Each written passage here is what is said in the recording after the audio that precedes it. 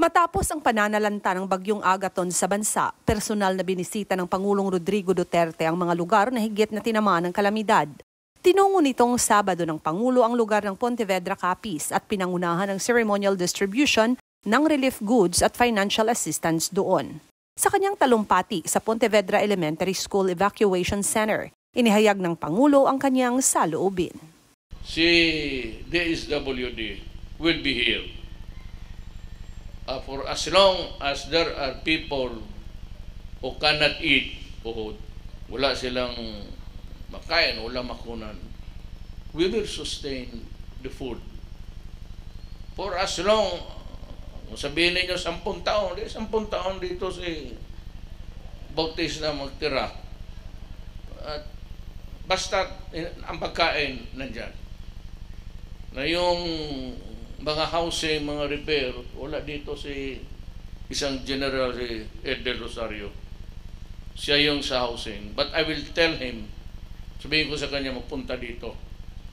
Sa ano naman, sa daan ninyo sa repair, nandyan si Acting Secretary Mercado. Siya yung DPWH. Ayon sa Presidente, makakapagbigay umano siya ng financial assistance sa pamamagitan ng kanyang contingency fund.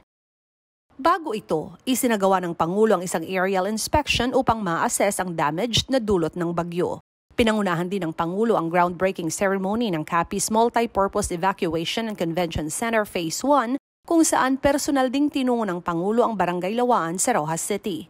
Kasama ng Pangulo si Senator Bongo at Capiz Governor Esteban Eva Nonoy Contreras at iba pang national at local government officials sa nasabing seremonya. Ang pagbisitang ito ng Pangulo sa probinsya ng Capiz ay matapos na una niyang binisita ang probinsya ng Leyte. Personal ding lumipad ang Pangulo sa Region 8 upang ipaabot ang kanyang tulong sa mga biktima ng bagyo doon. Namigay rin ng relief goods sa mga survivors kasabay ng pagbibitiw ng pangakong patuloy na magbibigay ang pamahalaan ng pagkain at tirahan sa mga apektado. Sumura na ang aking diyan na nai-gobyerno, huwag mo malimiti. Muna ko, and I repeat, pagkaon, walay problema. Hantod sa hantod.